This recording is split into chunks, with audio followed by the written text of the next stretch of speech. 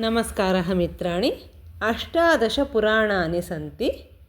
ते मद्वयं भद्वयं चैव व्रत्रयं वचतुष्टयम् अनापलिङ्गकूस्कानि पुराणानि प्रचक्षते।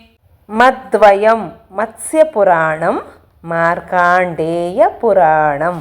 भद्वयं भागवतपुराणं, भविष्यत्पुराणं। व्रत्रयं ब्रह्माण्डपुराणं, ब्रह्मवैवर्तपुराणं, ब्रह्मपुराणं।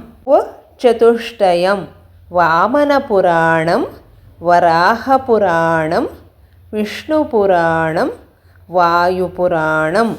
अनापलिङ्गकूस्कानि अग्निपुराणं, नारदपुराणं, पद्मपुराणं, लिङ्गपुराणं, गरुडपुराणं, कूर्मपुराणं, स्कान्दपुराणम्।